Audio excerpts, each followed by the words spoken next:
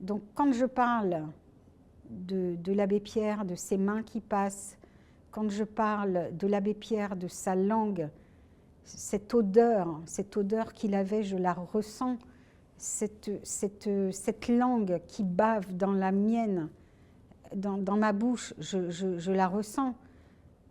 Quand ma mère se suicide, le bruit, je l'ai encore, je visualise tout en fait. Et la mémoire traumatique, c'est ça.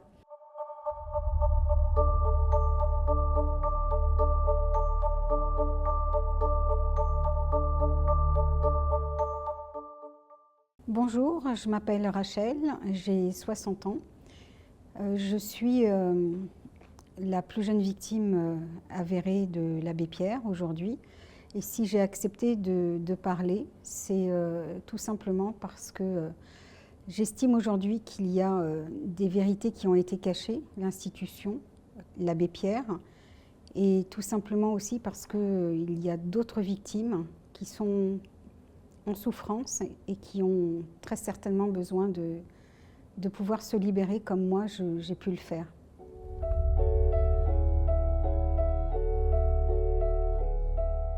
Alors on avait une enfance compliquée avec mes frères parce qu'un père alcoolique, une mère dépressive, suicidaire, qui avait déjà fait plusieurs tentatives de suicide.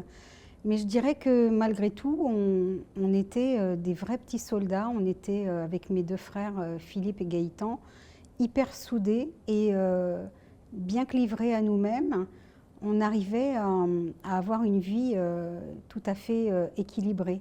J'étais la plus jeune d'une fratrie, enfin on était deux garçons, une fille, puis je suis la petite dernière. Donc j'étais très proche de ma mère.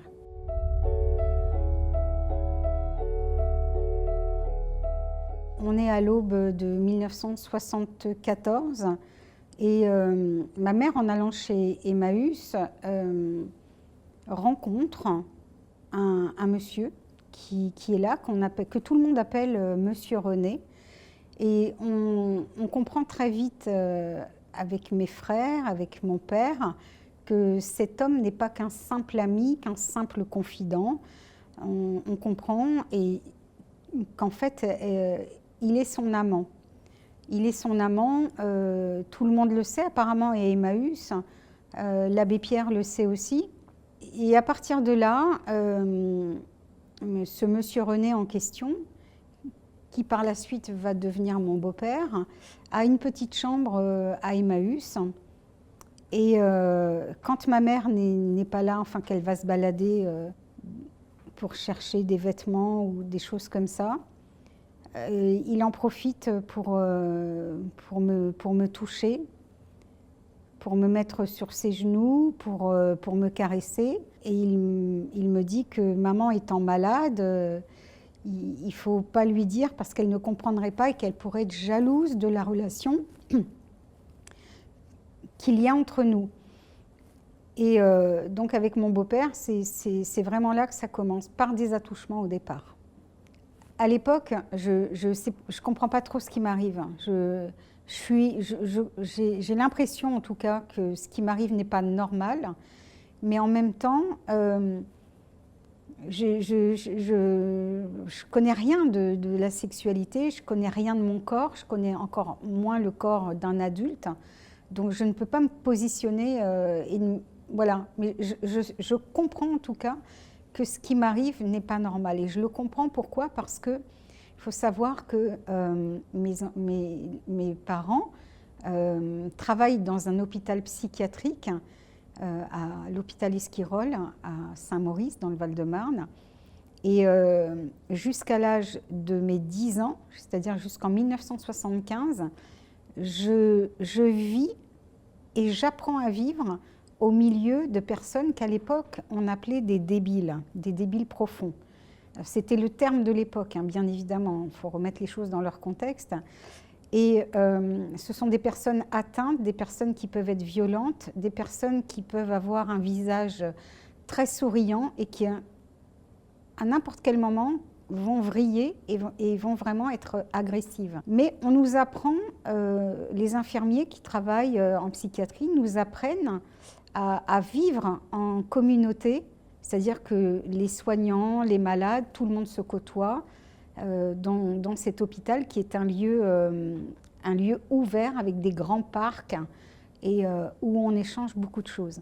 Donc j'acquiers un espèce de sixième sens, mais qu'on m'a inculqué en fait. Et à ce moment-là, je pense qu'avec mon beau-père, je le ressens. Je le ressens comme ça. Je le ressens comme une agression, quelque chose qui n'est pas normal, d'un homme qui peut être très gentil, mais qui fait de vilaines choses à une enfant de 8 ans.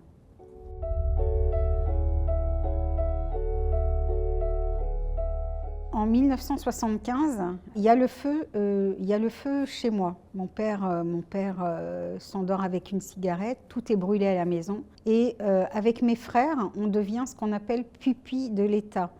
C'est-à-dire que le juge, les assistantes sociales, voilà, décident de nous placer dans des foyers d'accueil respectifs.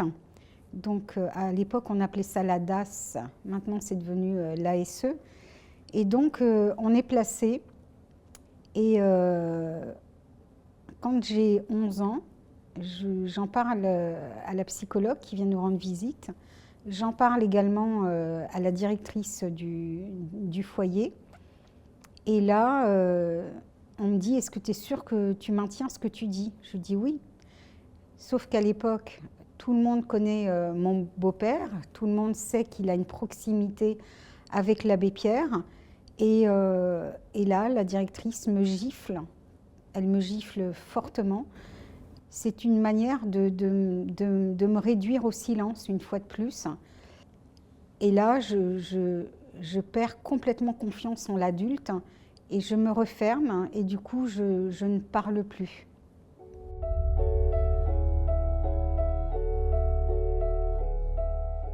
On est en août 1977, j'en parle à ma mère, j'en peux plus, je sens que ça ne va pas, mon corps ne va pas, rien ne va, parce qu'entre mes 8 ans et au moment où je lui parle, je deviens boulimique.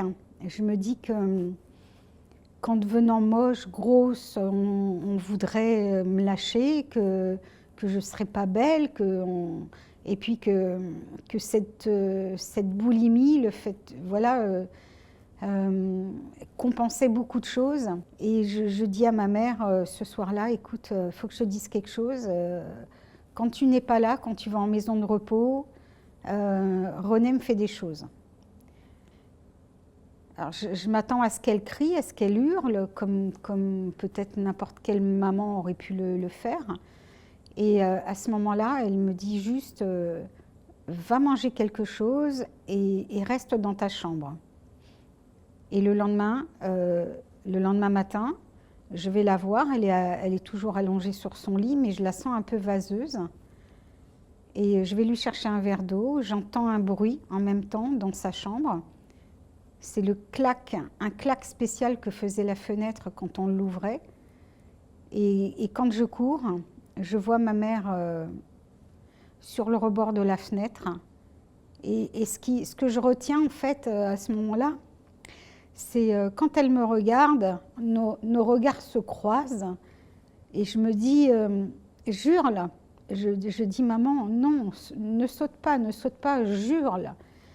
Et je me dis qu'elle va stopper parce que je suis là, parce que je suis présente, parce que je suis une petite fille, je suis sa petite fille. Et malheureusement, je m'accroche à sa jambe, je hurle, et elle lâche son corps.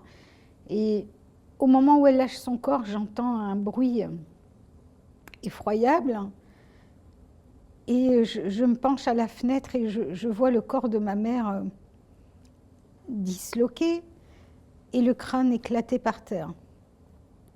Donc, oui, j'en veux aux institutions, j'en ai voulu, j'en veux encore maintenant à toute cette omerta, tout ce silence, toutes ces cachotteries,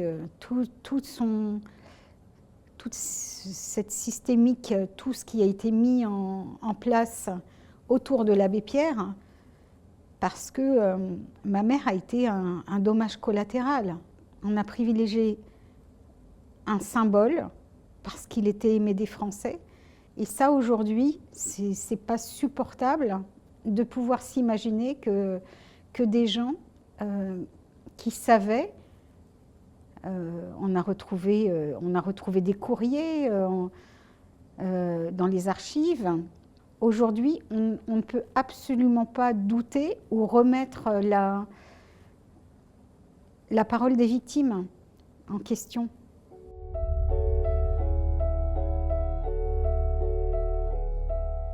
Alors, la première fois que je rencontre l'abbé Pierre, c'est quelques mois seulement après, je dirais même quelques semaines seulement après mon beau-père, en fait, parce que la relation de mon beau-père et de ma mère, c'est pareil, sont quelque chose qui arrive très rapidement. Et René, donc Monsieur René, puisque c'est comme ça qu'on l'appelle au sein d'Emmaüs, m'emmène chez l'abbé Pierre. Et sur le chemin, il me dit qu'une dame va nous ouvrir et il me dit il faudra que tu dises bonjour mademoiselle. Et j'apprends bien évidemment par la suite que cette mademoiselle n'est autre que mademoiselle Coutaz, très proche de l'abbé Pierre et qui était avec lui au tout début de la fondation d'Emmaüs. La première fois que je le rencontre, on me le présente comme un grand homme et je vois un petit bonhomme tout vieux, tout fripé, et c'est la première fois que je rencontre l'abbé Pierre. Alors la violence a commencé immédiatement, c'est-à-dire qu'il envoie mon beau-père aller chercher un dossier à Emmaüs. Il faut savoir que l'appartement de l'abbé Pierre était collé c'était une ancienne chapelle, hein, Emmaüs dont je vous parle. Donc il s'en va et puis l'abbé Pierre referme la porte derrière lui.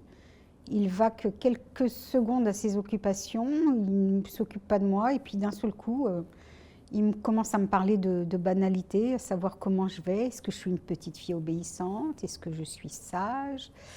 Et d'un seul coup, il frappe sur son genou d'un air très autoritaire et il me dit « Viens t'asseoir là ».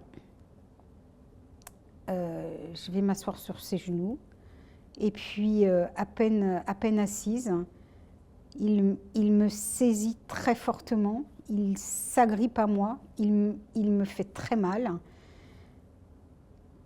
et il met sa main entre mes cuisses, il cherche à rentrer au fin fond de mon intimité, dans ma petite culotte. Je retire sa main, je suis en même temps effarée, en même temps j'ai une honte infinie, donc je n'ose pas crier. Et puis je me débat, je sens bien que ça l'embête. Et il me chuchote des choses à l'oreille, il rentre sa langue dans mes oreilles, il me parle.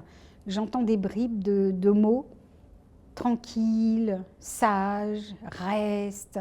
Mais c'est en même temps, c'est avec une espèce de rage, et puis comme s'il grognait en fait, comme une bête qui grogne.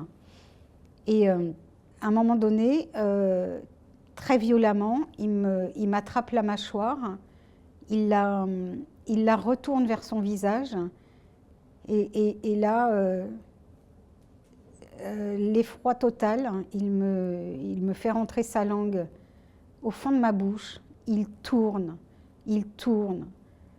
Ça me fait horriblement mal et non seulement il fait rentrer sa langue, mais en plus il maîtrise ma mâchoire, donc je ne peux absolument pas bouger. D'un seul coup, il m'attrape, il me fait vraiment, il m'éjecte de ses genoux.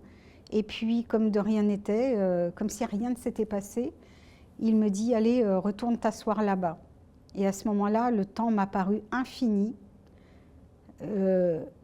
J'avais ce bourreau qui était là à côté de moi.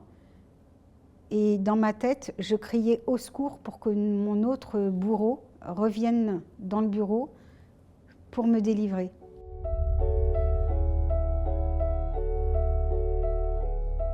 Pour savoir et faire comprendre au public qui étaient mes bourreaux, qui étaient mes agresseurs, il a fallu que moi-même je remonte le fil de ma propre vie pour dire comment j'avais rencontré ces hommes. Maintenant, on le sait, le Vatican était au courant depuis les années 50, l'Église était au courant, Emmaüs était au courant, et personne à aucun moment n'a bougé le petit doigt, ce qui fait qu'ils ont contribué non seulement à fabriquer une icône, qui était l'abbé Pierre, mais avec le recul, je me dis que l'abbé Pierre s'est fabriqué lui-même.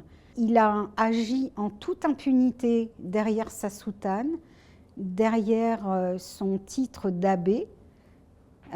Il était un électron libre au niveau de l'Église, au niveau du Vatican, parce que c'est quelqu'un qui avait une telle notoriété, surtout à cette époque, dans les années 70. Il arrivait, médiatiquement parlant, à être partout, à avoir des connexions dans les plus hautes sphères. Et surtout, il avait généré énormément d'argent. Avec le recul et avec les enquêtes qui ont été faites, on sait maintenant que tout était question de pouvoir et d'argent. On a laissé des victimes se créer, on a laissé l'abbé Pierre, on a caché ses déviances, on a caché ses agressions. Déjà en ne nommant pas le fait qu'il était pédophile, qu'il était agresseur, on a minimisé les choses en disant « Oh, il était malade, il était fatigué, il était surmené ». Et je me rends compte qu'avec mon beau-père, ça a été exactement le même discours. Je découvre que je ne suis pas la seule victime, donc en juillet 2024, lorsque j'entends un appel à la radio, j'entends des bribes de mots, puis des gens après qui commencent à s'exciter un petit peu dans la radio, comme s'il venait de se passer un événement hors du commun. Et là, j'entends l'abbé Pierre, agression, et rien que d'entendre le nom de l'abbé Pierre, ça m'a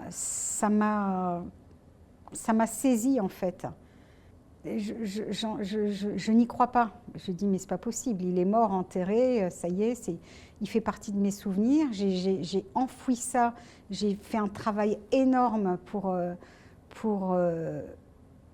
par rapport au trauma, par rapport à qui je suis aujourd'hui, pour que cet homme revienne encore des décennies plus tard. Et là, je comprends à ce moment-là que je ne suis pas la seule victime. Et je n'entends que des adultes. Et je me dis, mais je ne peux pas appeler, qu'est-ce que je vais dire que moi j'étais une enfant? Et donc j'appelle pas tout de suite. Mais je comprends à ce moment-là que je ne suis pas et que je n'ai jamais été la seule victime.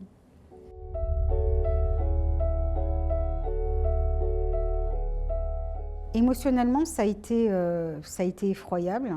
En même temps, savoir que je n'étais pas la seule, ça a été un énorme soulagement. Parce que je me disais que je n'étais pas folle, je me disais que ce que j'avais vécu n'était pas qu'un cauchemar, que c'était véridique. Et lorsque j'appelle Egaé, je ne les appelle pas tout de suite, j'attends quelques jours, parce que j'écoute les informations tous les jours en me disant il y a forcément une petite fille comme moi ou un jeune enfant comme moi qui va dire que... J'attendais ça. Et je me décide à appeler Egaé en leur disant, voilà, ça m'embête quelque part, mais je pense que là, on va tomber dans quelque chose où l'icône de l'abbé Pierre va dégringoler, parce qu'on rentre dans un autre domaine qui ne sont plus des agressions sexuelles sur adultes. Mais moi, lorsque j'ai vécu ça, je n'avais que 8 ans. Et là, on rentre dans de la pédocriminalité. Mais avant de parler de pédocriminalité, bien évidemment, je raconte ce qui s'est passé. Et j'entre effectivement, je coche la case, parce qu'on coche des cases, hein, faut le dire aussi, hein, c'est la justice qui veut ça. Je suis reconnue par la suite victime de l'abbé Pierre. Pourquoi? Parce que ça ne s'est pas fait comme ça, hein. On peut dire, mais comment elle peut se souvenir après 50 ans? Comment elle peut donner autant de détails? Déjà, ils ont travaillé, ils ont fait une enquête très poussée, c'est-à-dire que chaque témoignage qui était entendu était regroupé. Ensuite, ils ont pris les agendas de l'abbé Pierre. Donc tout était, à ce moment-là, il n'y avait rien qui fusait, ni dans les médias, ni quoi que ce soit, puisqu'on était vraiment aux prémices de ce qu'était l'affaire abbé Pierre. Et ils ont regroupé ce que moi j'avais dit, c'est-à-dire que les dates, les lieux. Et il faut savoir que dans le trauma, il y a des gens, et j'en fais partie, je ne connais pas le pourcentage, mais en tout cas, il y a ce qu'on appelle, et j'ai ce qu'on appelle une mémoire autobiographique. Une mémoire autobiographique, c'est à double tranchant. Elle m'a été très utile pour écrire mon livre, et pourtant tout le monde savait. Mais en même temps, c'est catastrophique parce que chaque fois que vous avez un événement dans votre vie marquant et que vous racontez ce qui vous est arrivé, cette mémoire traumatique vous replonge émotionnellement exactement à l'instant T de ce que vous avez vécu. Donc quand je parle de l'abbé Pierre, de ses mains qui passent, quand je parle de l'abbé Pierre, de sa langue, cette odeur qu'il avait, je la ressens, cette langue qui bave dans la mienne, dans ma bouche, je la ressens. Quand ma mère se suicide, le bruit, je l'ai encore, je visualise tout en fait.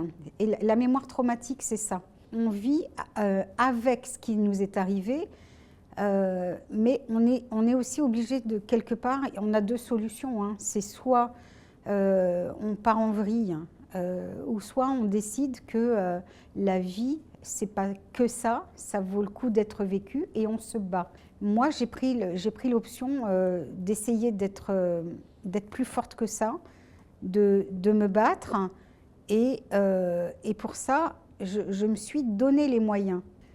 Parti de là, on peut parler d'une forme de reconstruction, mais il faut se donner les moyens.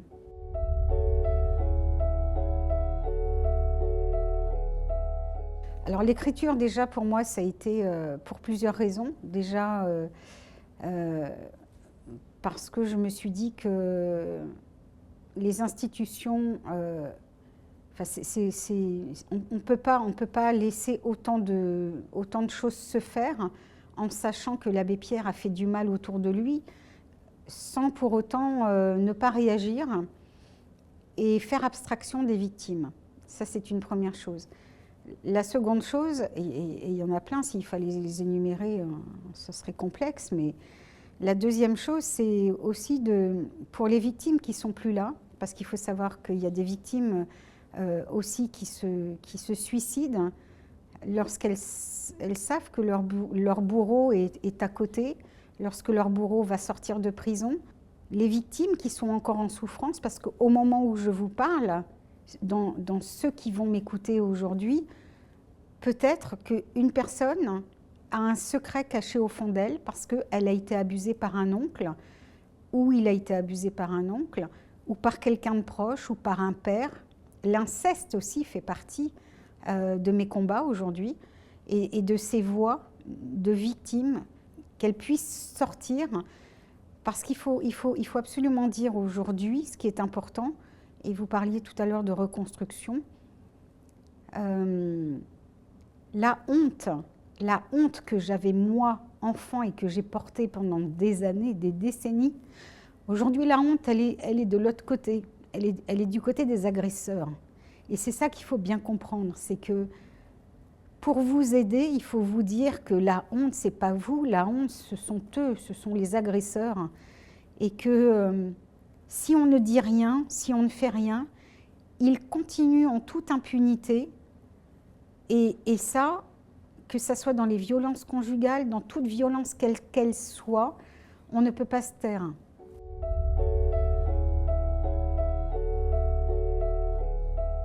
On ne sait pas combien de temps on est sur Terre. Moi, je me dis que je suis plus proche de la fin que du début. Mais quoi qu'il en soit, à un moment donné de ma vie, j'ai eu la niaque. J'ai eu envie de faire des choses. J'ai voulu aussi me tourner vers les autres. Et parce que je ne voulais pas rester sur une déception humaine avec des gens. Voilà, la vie, c'est comme ça. Je me suis fait une raison. On rencontre des gens, des pourritures. Mais on rencontre aussi des gens extrêmement bienveillants.